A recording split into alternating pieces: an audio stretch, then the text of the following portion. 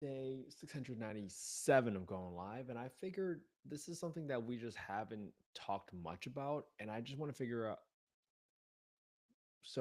how I got started with affordable housing. It was all enabled through specifically through Airbnbs, and that's how we started a career in real estate. Now, a lot of times when people don't talk about Airbnbs is they don't mention anything about, hey, what happens when problems come up. And I'll kind of share one problem that we faced this past weekend, where it literally was, hey, someone messaged us saying, hey, the fridge doesn't seem to be getting cold, right? What a problem, right? So what did I just do? First, we try to troubleshoot. If your fridge breaks, right, and someone's only staying at your home for 2 days, how do you solve that problem? How do you get to the root of the cause? Because if you don't solve it, guess what?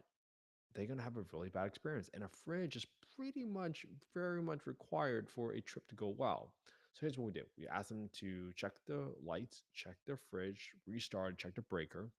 And then right away we said, hey, we're going to send two mini refrigerators to you right away, because that's how urgent we operate with the customer experience on the line. And lo and behold, one, they fixed the breaker and they thought it was going to work. So then we canceled the order. And then they said, oh no, it's actually not working again. So, right, they said you can cancel the mini fridges.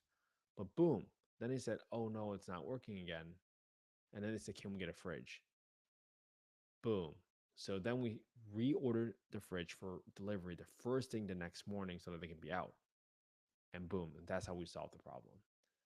And the reason I share these stories with you is because there's so many people out there right now that are giving you all the rainbow and unicorn type of approach about Airbnbs.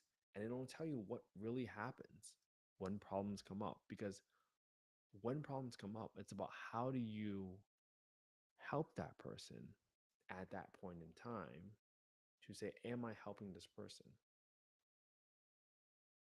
Simple as that. Because at the end of the day, only your experience matters. And that's how for our Airbnb, we've gotten 103 five-star reviews in a row.